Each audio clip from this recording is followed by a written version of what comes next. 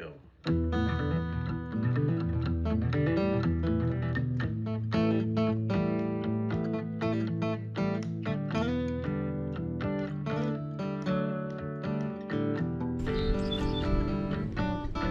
Sunday night, July 30, 2023, Dan Grider, probable cause. On the road, glad to have you with us for the live chat Sunday night. I'm both here in Roselawn, Indiana, and back in Atlanta at the same time. This video is going to cover a whole bunch of stuff, but I happen to be in Roselawn. This covers some information about the Roselawn crash from October 31, 1994. This is an ATR 72, and this is the crash that killed 68 people. This is the memorial for it. If you remember, the crew was extremely experienced. The captain had more than 8,000 hours. The first officer had 5,000 hours. Lots of extenuating circumstances on this flight, but they were in holding. They encountered severe icing in the hold. I'm going to show you the rest of this memorial here, but the memorial has since been built. Some interesting information about this particular accident. It's always been my beef with NTSB and cleanup. This airplane crash did not get properly cleaned up. After the investigation was over, family members still came out here and found relatives' body parts still laying out here after the crash, and that caused a whole big thing. They finally got all that taken care of. Crash site cleanup and securing after an incident like that has always been very poor. I'm going to read to you what it says here on this thing. This is the plaque that's left. It's the legacy of Flight 4184. The Flight 4184 accident resulted in many humanitarian and technical changes benefiting air travelers and their families. Research initiated during the Flight 4184 investigation led to a better understanding of icing hazards. Airlines revised pilot training and procedures, and manufacturers enhanced aircraft anti-icing systems. All of these changes improved aviation safety. The families of those aboard joined with other advocates seeking better treatment of those left behind following such tragedies. Their efforts helped build a strong consensus for change, which led to the passage of the Aviation Disaster Family Assistance Act of 1996. The act requires air carriers to have plans detailing how they will accomplish critical tasks like training, support personnel, notifying family members following an accident, and returning the personal belongings of those aboard.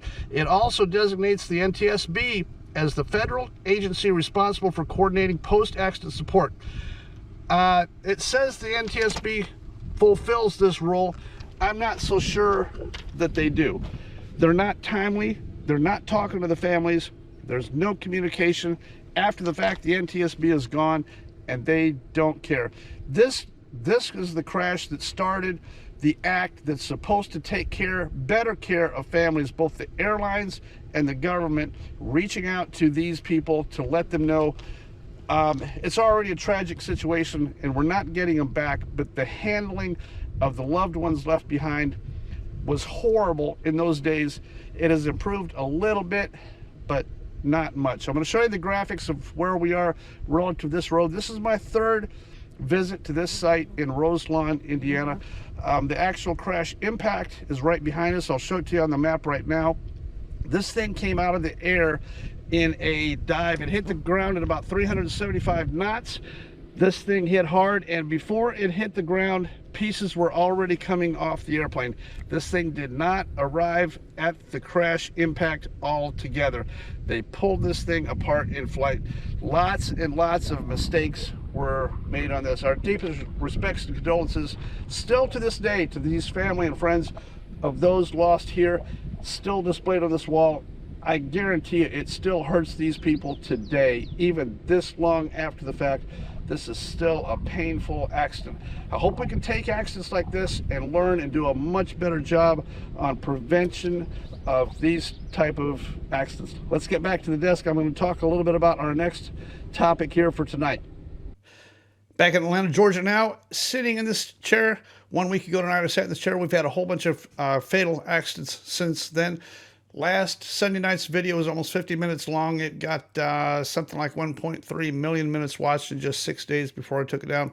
The response has been good, and I do appreciate your watching and paying attention. I think all of us are working very hard at getting the information out there faster in a timely manner. My videos don't have any advertisements on them. I want you to be able to watch it for free and direct, and I appreciate you paying attention and looking at this. I put a lot of work into making these efforts, so you might as well take a few minutes and watch these while you can. I got to do an interview with Mike Patey. I was up at AirVenture, mostly playing music. I played trombone at a whole bunch of different venues. Trombone and guitar. Here's a couple of them on here, but just brief visits. I was mostly up there to visit with people and have fun and stuff like that. But while I was up there, I saw the video that Mike Patey posted. If you don't follow Mike Patey's channel, here's a link to it. Here's a picture of it, Mike Patey. He had an engine failure in a turbine experimental aircraft on his way to AirVenture. I saw his video, and I know Mike, and I wanted to say hi and clarify a few things that were not clear in his video. He made it very clear in talking with him that he made that video very quickly, just tried to get some information up, basically explaining to people why the airplane wasn't there and why he was late, which is all good.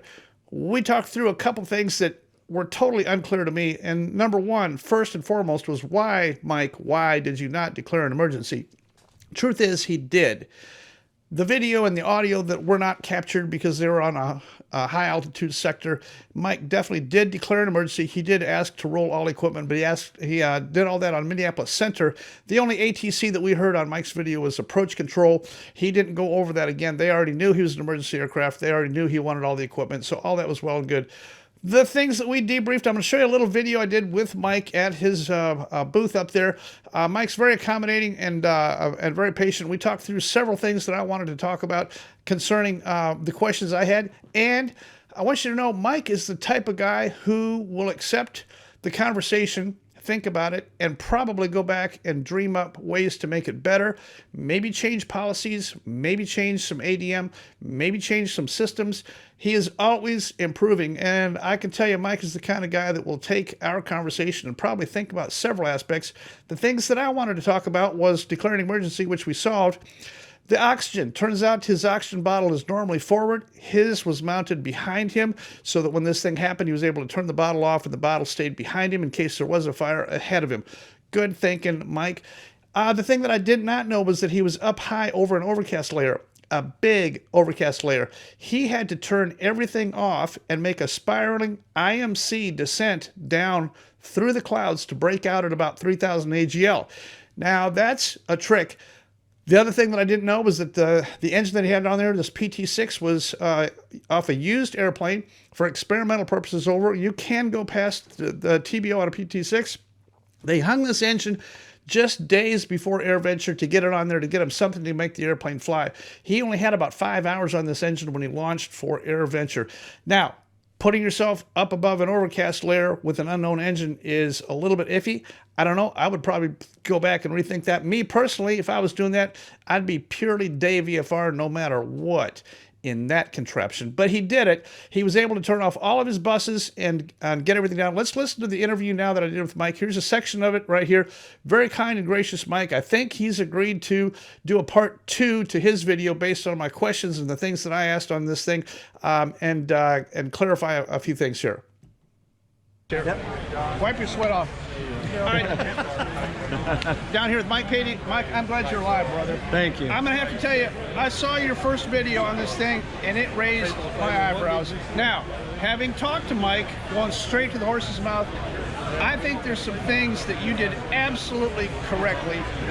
One of the things that you told me about, you declared an emergency with center, but that didn't make it into your video. You declared an emergency right off. The very first thing I did at 27,000 feet, I keyed up the mic, I knew the engine gone, and I made the official declaring of emergency. The last thing I wanted is people on the ground not racing out and sending equipment. So after declared emergency, I later asked, please send the equipment, have them waiting on the runway for me. I came over here to absolutely jump for not declaring an emergency, but you did it. All those things that we talked about, the landing gear, the flaps, the electrical system, what to shut off, when to extend the gear.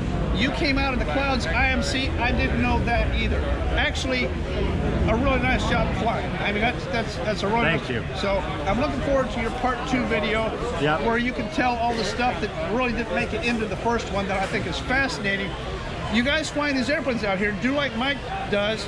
He actually engineered in advance, thought about this stuff in advance, and he was kind of ready for, don't you say you were pretty much ready for this? I felt I was as ready as I felt I could be, right. But I tell you what, even afterwards I went, I want to be more ready. Because I think the idea is, you're never going to be a perfect golfer, you're never going to be perfect at anything, but you can push yourself all the time so that when the moment comes, you already have a plan in place and you just are executing that plan.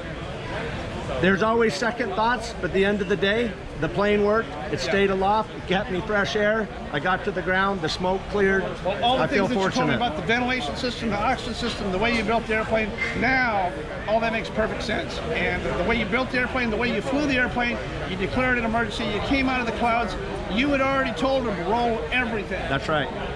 I didn't know that. So I apologize for coming over here to jump in the middle here, but I knew there had to be an explanation for this. This is Patey. There's got to be an explanation for this. Well, thank you. I'll do another video, and I've already submitted. There's a lot of online websites. They record the lower altitudes, approach controls, and airports, because that's usually where the mayhem happens.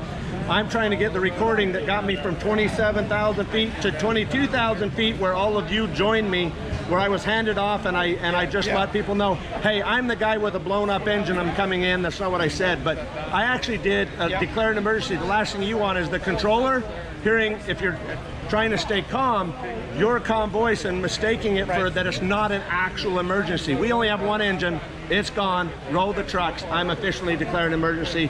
They need to know what you're going through. Perfect. I didn't think you would be shy. I couldn't believe it. I couldn't believe Mike Patey would be shy about declaring an emergency. He declared an emergency with Minneapolis Center, and they passed it on to the next guy. That's how come it ain't in the approach documentation. It's not in the ATC. Yep. I'll do a follow-up. I'll let you know. We'll have a follow-up. We'll get all the rest of the audio recordings. We'll talk about what I did right, what I did wrong, what I want to do next time, how we can all do better at flying airplanes, being safe. You always look back and say, boy, I could do this different. And I am gonna self-reflect everything I can and say, I could have done this better here and here. At the end of the day, I feel fortunate. I had a lot of people say to me today, boy, you seem really calm. You could do that 10 times in a row. And let me tell you something. Honestly, I feel like I was calm. About an hour afterwards, it kind of shook me a little bit. But I got to tell you, don't ask me to do it again. I did it once. Let's pretend I could do it 10 more times in a row. But an IMC circle the land in a dead engine, I don't wish it on anybody. That was. I feel fortunate. I feel very fortunate, very blessed. Yep. Great job, brother. I'm gonna put this up in conjunction with. I'm glad I don't have to make a video telling how Mike Patey died. I don't have to do it. Me too. All right. Thank you, guys. So one of the main things I wanted to know was gear up or gear down. Now Rochester, here's an airport diagram of it. Here's a video of the airport. When you come out of the clouds, 2 runways, one of them like 7,000 feet, the other 9,000 feet, lots and lots and lots of runway, and there's grass. My point to Mike was gear up in the grass beside the runway is going to make a lot less sparks. He was convinced he wanted to go wheels down on a runway, obviously less damage to the airplane to do it that way. Fire is always my main concern on something like this. I hope that Mike will answer that question. Gear up or gear down? Me personally, I can tell you right now, in an emergency situation like this, gear up on its belly in the grass or dirt is the absolute fastest way to stop. There's no damage to the airplane. There's almost no sparks. Metal on cement is going to spark like a blowtorch. I think we all ought to think about a policy of gear up in the grass or in a field where appropriate and try to save not putting the gear down. Remember, even if the gear does work and all 3 come down good, you're now a roller coaster. Those wheels are slippery. You touch down at 110 or 120, those wheels, now you're counting on brakes to get you stopped. What else is not working once you touch down? Maybe steering's gone, maybe brakes are gone. You don't know. A belly landing in the grass, to me, is always the safest. But I'll wait for Mike to think about that and address that. I'm sure he will talk through that on his video part 2. Let's talk about this next thing here. There's a scholarship given this year for a girl that was killed 2 years ago in a Piper Cub. The accident happened in Hartford, Wisconsin 2 years ago. A 21-year-old female flight instructor was giving instruction to a guy, and she was in the front seat. They were doing touch and goes at Hartford, runway 27. The winds were out of the west, 270 at 12 to 14 or something like that. I'm not exactly sure what happened. In any case, I think they wanted to do a simulated engine out after takeoff. So at about 500 feet, somebody closed the throttle. The passenger in the back, he lived, and he said that she announced engine failure. Not sure if she meant a real one or a simulated one, and said go for 9. That's an impossible turn, and I'm not sure who did it or whose idea that was. Anyway, it was impossible. The airplane did stall, it did spin, and hit nose down. The crazy thing is, young Kylie, her body was perfectly intact. There's almost nothing wrong with her except for the head lacerations, concussion, and brain bleeding. She put her head directly into that panel. No shoulder harnesses. Now, if I want you to look at the docket for this. You can pull this up for free. It's on the NTSB website. I'll show you how to get to it here. The docket says it has a complete shoulder harness study, and I want you to know that as of right now, I'm on this shoulder harness thing, and as of today, when I got back and after I saw that dad on stage in tears giving away a scholarship for his daughter that died because of no shoulder harness, we're not flying another inch without a shoulder harness in Dylan's airplane. We're on that. That airplane is grounded until we have shoulder harnesses in there. It ain't going nowhere. Look at this information. Here's the movement that a head can make without shoulder harnesses. Poor Kylie, her head got jammed directly into that panel. The airplane, look at this picture. It is not hardly damaged at all. The guy in the back seat, he's totally fine and up and functioning and back flying again. There is nothing wrong here. Shoulder harnesses, I think, would save the day. In about 20% of our fatals, shoulder harnesses would definitely prevent head movement forward into the instrument panel or something sharp going forward. We got to have shoulder harnesses. They're required by the FAA after 1975 or so. Optional prior to 1975. If I were you, I would think about doing that. Alpha Aviation is one of the vendors that I think we're going to work with on the shoulder harness project. Alpha Aviation has the kits, the catalog, and everything. I'll put their website up here. I had a chance to visit with them for just a minute. Some great people at Alpha Aviation. Shoulder harnesses. I think I'm going to show some more accidents going forward, some things where shoulder harnesses definitely would help out in a situation like that. I got to have a few conversations, just some gee whiz, informal kind of thing. I don't have much for equipment. I just use this GoPro here. And in each case, I held the GoPro and I talked to a person. I talked to a couple people at FAA. The FAA's got a building there, and we're going to talk about a couple things here. This whole thing, cell phone fires in flight, is a huge deal, and I didn't know it until recently here. FAA is completely moot on this subject. They're not doing anything. They tell the airlines and all these carriers that they can do whatever they want to as their own personal policy. They don't have to have any method or training or anything like that for fighting a cell phone or a laptop or an iPad fire in flight. There's an average of about 50 of these fires per year. I hope we don't end up with one in a baggage bin, but my prediction is without any kind of further requirement for mitigation of a fire in flight, specifically in the cabin where we can get to it. You can't put water on these lithium batteries. You have to have some kind of a contraption. You got to have a glove and a bag and a place to put this burning contraption while you're in flight so you can get the airplane on the ground. If this thing catches fire and ignites other things, you've got smoke and you've got building heat going on inside this baggage bin. It's not a good idea. Here's my interview with a very gracious FAA person who was very happy to talk to me about in-flight fires. Michael, FAA, my main thing here, Michael, is we've already talked about, there's going to be a fatal 121 hull loss due to lithium batteries, without a doubt. We're going to lose one, either in the cargo bay or in the cabin. We're going to have an uncontainable fire in flight. I'm telling you right now, you just showed me the data off of here, how many documented fires we've already had. You've already told me FAA is doing nothing about this other than SMS and telling the airlines that they have to self-regulate and do their own thing. I'm telling you, we're not very far away from a complete loss of an airplane in flight on fire that we can't put out. It's a big deal. I don't disagree.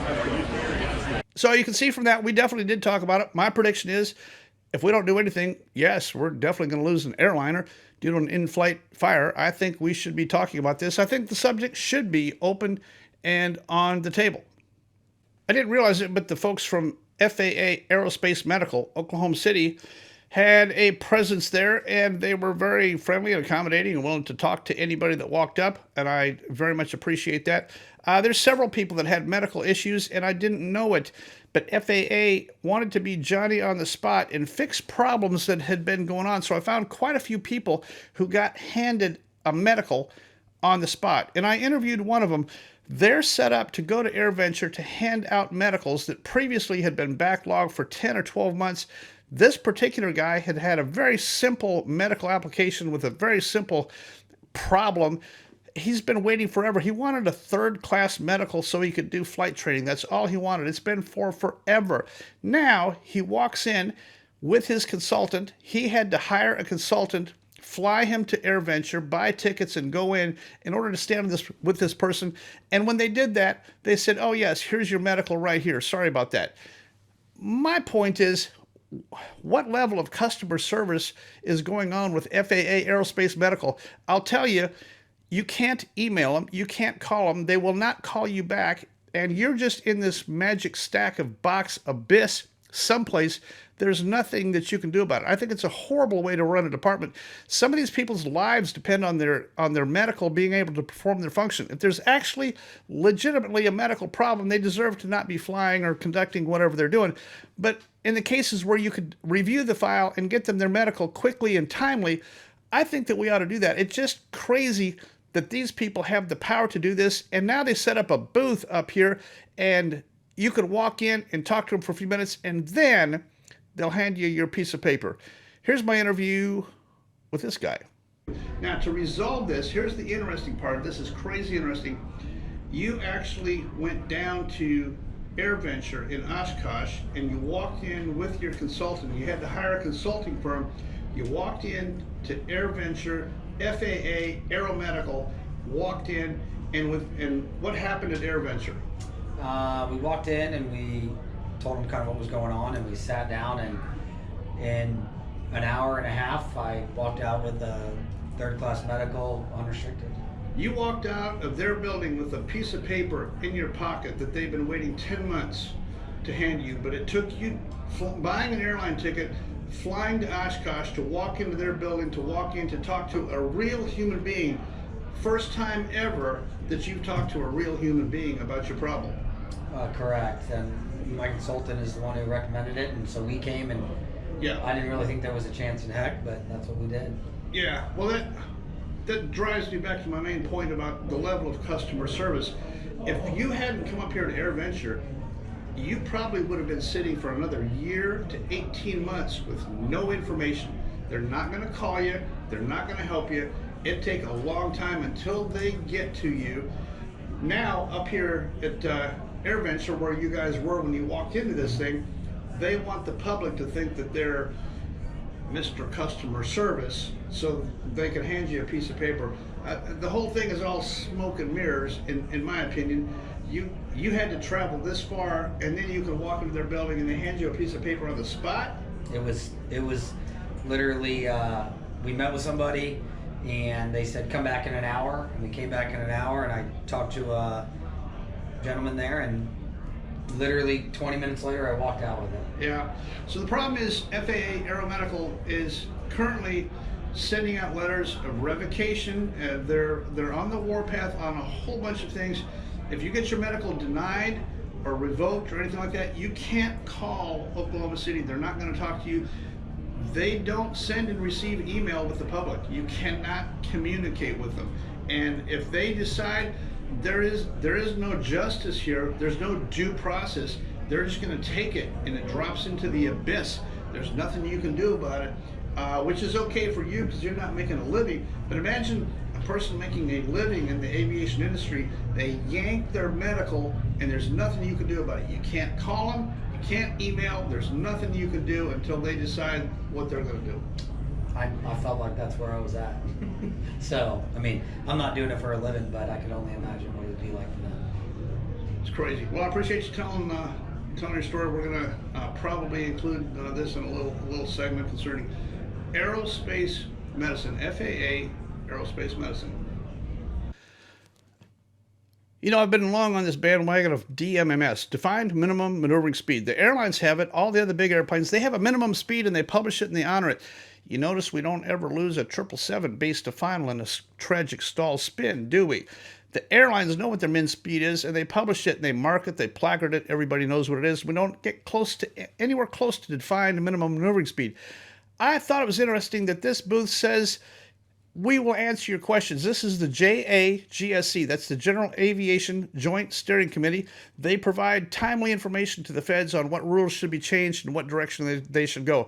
JAGSC has always been all about trying to promote putting angle of attack indicators in aircraft, which is fine if you have the money and you want to look at a gizmo to tell what your angle of attack is. I'm not really a fan of that as a primary means of determining angle of attack. I'd rather see you fly the airplane old school and do what you need to do. You got an airspeed indicator.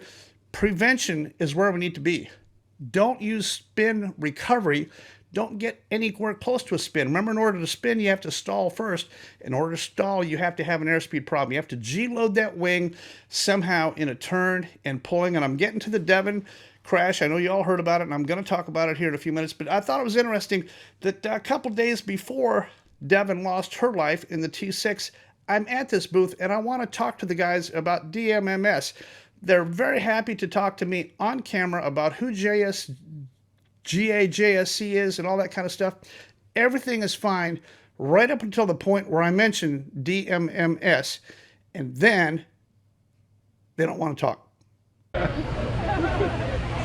I'm with John, JAGSC, and you guys are in the booth here. I guess you're just talking to people who come by and stuff like that. JAGSC, it's a joint aviation steering committee, so it kind of guides.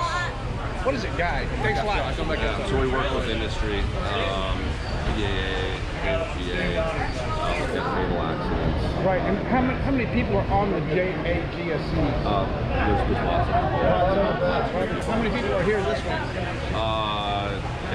It's just a couple of us. Oh, okay, cool. Well, I appreciate you coming out. I'm interested here to ask you about flight envelope protection. What is flight envelope protection? We are promoting element tank indicator, flight envelope protection, or GA, to prevent loss. Right. Have you ever heard of defined minimum maneuvering speed, DMMS? What would be wrong with telling people to honor a DMMS just like the airlines? Why would? Huh? You know, there was 2 accidents at Air Venture yesterday, 2 fatals. I'll talk about briefly the mid-air first, and then I'm going to get to the T6 one, the tragic loss of life. They're all tragic. Anytime we lose people and family and friends in aircraft, it's completely horrible. The mid-air happened at the little ultralight field down there. Apparently, a rotorway exec 162 was flying, probably giving a demo. They collided with a gyroplane. I'm not sure who's at fault or who flew into who. None of that is clear yet. The guy that was flying and giving the demo in the rotorcraft was Mark Peterson. He was from Foley, Alabama. They were in a 162 that's a little tiny. Here's a picture of it, or one similar to it. It's a little tiny kind of kit-built helicopter kind of a thing. I'm not much of a helicopter guy, but they do look interesting, and they've been pretty safe and pretty popular over the years. But the 2 did tangled up. 3 aircraft were involved, and that's how come I've got this blocked off in 3 here. 2 of them were in the air. The Mooney was on the ground. In this case, of the 3 airplanes, there's only 2 people that died. The people that were in the gyroplane actually ended up on top of the Mooney, and they are in serious condition, I believe, still today, but they're going to be fine, which, thank goodness for that. I'm totally happy that they were able to survive. The 2, Mark and his passenger, whoever that was, they did not survive. The Mooney was a complete total and a big fireball, but fire and rescue was there fairly quickly, got the fire put out, and that's how come the big delay at Oshkosh yesterday. People trying to leave and get in, get out, couldn't do anything.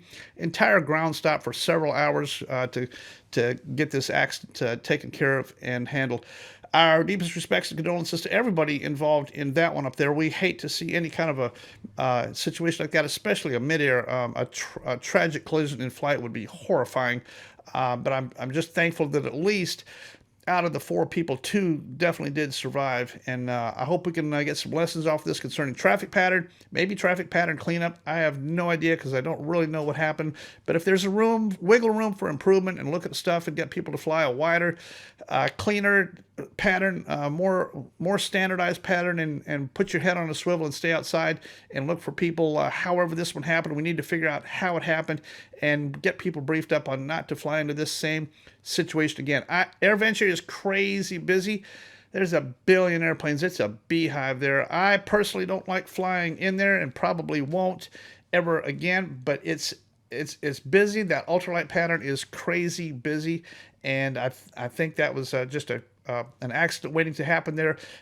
There's just too many airplanes in that traffic pattern. I'm not sure how they can debrief and try to make it better for next year, but I think that would be a really good idea. Just before the midair happened sometime afternoon. Just before that, Devin Riley, I'm not exactly sure how old she was, but she married a guy in Texas last year, or actually a couple years ago. I'm going to give you the whole sequence here on Devin. She was in college. She graduated college in 2018. Here's a picture of her. She got her private pilot's license in 2017, I guess while she was in college. In 2020, she got married. July of 2020, that's right in the peak of COVID, the year that Oshkosh was canceled. And March of 22, she got her instrument rating. And then in May of this year, she sold the T6. Now, her family, Jeremy Riley, had provided another little warbird trainer, one of those BT-13s or something like that, had provided something for her initial tailwheel training and warbird introduction, stuff like that. So she's a very low-time private pilot. I'm not sure how many hours exactly. I've heard somewhere around 200, which is fair. Takes about 125 to get an instrument rating. She probably had 200, maybe working towards 250 to hopefully someday get a commercial certificate or something like that. I don't know. In any case, completely uncalled for. With all due respect to everyone involved, I think we should have taken better care to not allow this young girl to fly a T6 solo at AirVenture with a private pilot's license, especially giving a ride. This airplane is a DMMS accident. If you look at the track here, I'm going to show it to you. This airplane was climbing at a high deck angle and it turned. It doesn't take much to overload the wing on this T6, and it will stall. It'll drop a wing. The good thing on a T6 is from that altitude, 3,800 feet, stall, spin recovery is fairly straightforward. If you follow the procedure that's in the manual, you can definitely recover. I don't see that any recovery effort was accomplished in time, and they hit the water, and a fully developed spin never did get out of it. I think the whole thing could have been avoided. I think there should be a little bit of a minimum. I think she was a very nice person, a very nice family, and we are all sad with this horrific loss. But we need to take a look at that and somebody step in and say, this doesn't make any sense. Why don't you wait till you have about 500 or 700 hours in some other airplanes and some other experience operating this and doing these kind of things and even giving rides, and go through some kind of a mentorship to have that kind of flight time and brand new in the T6, giving a ride to an unknown person. I don't know. I'm just not liking it. Here's her landing. I got a video of her landing, her T6 landing. You're going to beat me up for debriefing it, but this is her very first arrival, her very first landing at Oshkosh, and she comes in, she bounces and bounces. Once she bounced the first bounce, she jammed the nose forward and bounced again and bounced again. It hopscotched down the runway. On her first bounce, she should have been a go-around. Just go around. Don't even attempt to get this. And then she had tail low. Look at the tail on this thing. The tail was just way too low. Remember, tail low on a T6, you're going to lose some control when the tail goes low there. You want to get this thing on the ground, add some brake, add a little bit of throttle and a little bit of stick forward. Get that tail up. That's where your control comes from. Get those mains firmly planted on that ground. Don't bounce down the runway with the nose up, because with the nose up, there's positive angle of attack on the wing, and that wing wants to fly. There's where you lose control right there. There's the video of it. She posted that herself, and she put a little smiley face and said, ha ha, my first landing, which is nice and everything, but really it's telltale on what her level of experience was. Not that she's a bad person, not that we haven't all bounced a landing before, but I think she landed a long ways past the green dot. She bounced her landing. She never went around. I think those are just all clues at what Devon's level of airmanship was at that time. We'll know better. I'm not going to say anything more about it other than the fact that I'm very sorry to these families. So it's a horrible loss and it's a terrible thing to have happened. But we need to look at this in the future. Think about who we're sending out there in our high dollar complex warbirds and what their experience level is. What's age, your experience, number of hours, how much time do you have in this T6? I wouldn't put my kids solo in a T6 even today. It would take a lot for me to consider letting one of them solo a T6, and we're just a long ways from it. I just wouldn't do it, and I'm very sorry for the whole thing. You know, I did get a chance to listen on the radio, the ATC radio at AirVenture this year, to listen in a lot. I thought the controllers did a really nice job of adding specific instructions to each arrival. Slow down, take your time getting off the runway, take your time, no hurry, exit when you can. They've even used the phrase, when you're under control, exit. They've added that phrase in there for the first time I've ever heard it. When your aircraft is under control, exit the runway. And I thought that was very good, telling people, relax. If there's somebody behind you who needs to go around, fine, let them go around. But when you're under control, exit the runway. And I think that probably, to me, it sounded a lot more calming. Let me land, let me get my airplane under control, then I'll think about exiting the runway. It's not quite so much pressure as go, go, go, go, go, and get off the runway because somebody's about to run you over. I think that's the mentality we need to get away from at these high-pressure, pressure cooker events where there's a lot of airplanes landing.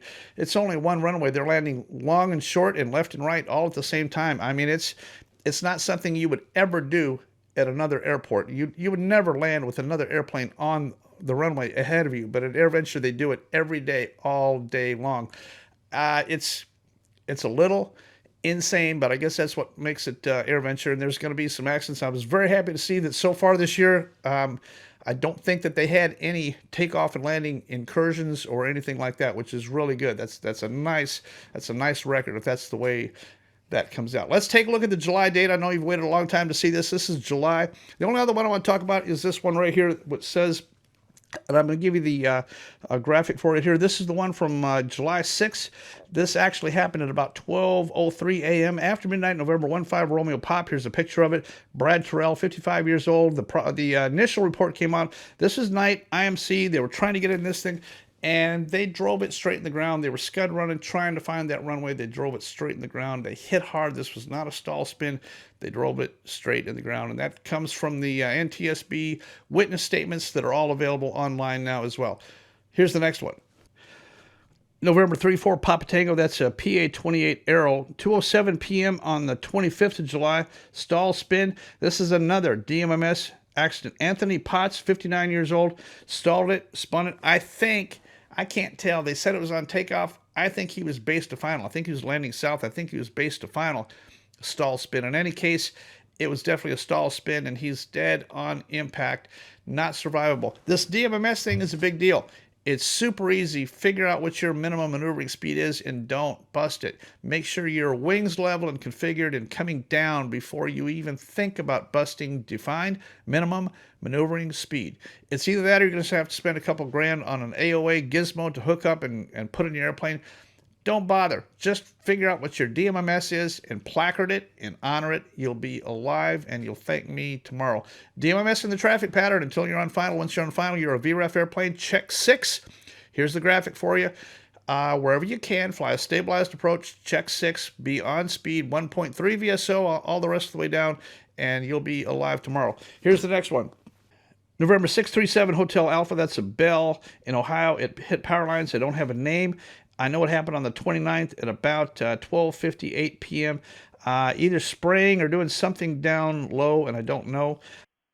Cable traffic, Bonanza 8572 Mike, taking the active runway 24.